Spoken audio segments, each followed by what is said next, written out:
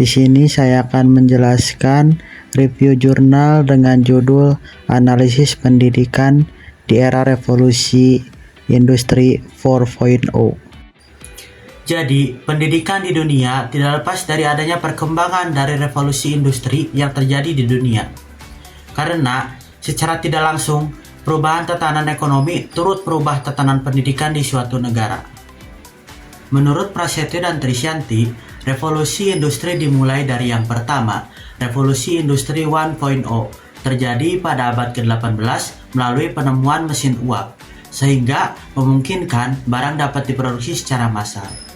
Yang kedua, ada revolusi industri 2.0, terjadi pada abad ke-19 hingga 20 melalui penggunaan listrik yang membuat biaya produksi menjadi lebih murah. Dan yang ketiga, ada revolusi industri 3.0, terjadi pada sekitar tahun 1970-an melalui penggunaan komputerisasi.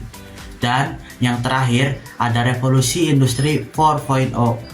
Revolusi ini juga terjadi pada sekitar tahun 2010-an melalui rekayasa intelijensia dan Internet of Things, sehingga tulang punggung pergerakan dan konektivitas manusia dan mesin.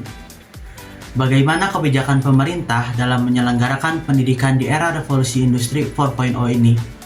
Nah, pemerintah Indonesia saat ini tengah melaksanakan langkah-langkah strategis yang ditetapkan berdasarkan peta Jalan Making Indonesia 4.0.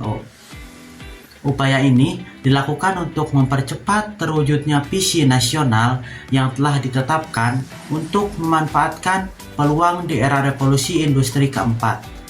Salah satu visi penyusunan Making Indonesia 4.0 adalah menjadikan Indonesia masuk dalam 10 besar negara yang memiliki perekonomian terkuat di dunia pada tahun 2030.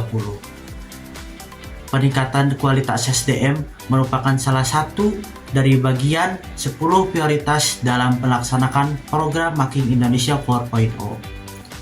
SDM atau sumber daya manusia adalah hal yang paling penting untuk mencapai kesuksesan pelaksanaan Making Indonesia 4.0. Indonesia berencana untuk merombak kurikulum pendidikan dengan lebih menekankan pada STEAM.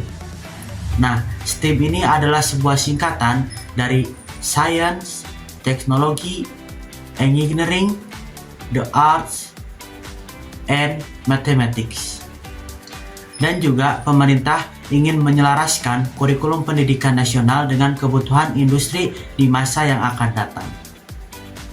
Diketahui bahwa fokus keahlian bidang pendidikan abad 21 saat ini meliputi creativity, critical thinking, communication and collaboration, atau yang dikenal dengan 4CS. Di era disrupsi seperti saat ini, dunia pendidikan dituntut mampu membekali para peserta didiknya dengan keterampilan abad 21 atau yang disebut 21 century skill.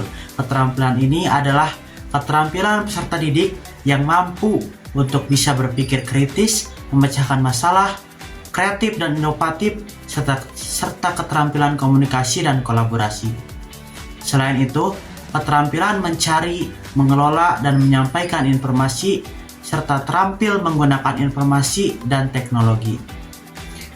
Dan ada juga beberapa kemampuan yang harus dimiliki di abad 21 ini, yang meliputi leadership, digital literasi, communication, emotional intelligence, entrepreneurship, global citizenship, problem solving, and team working.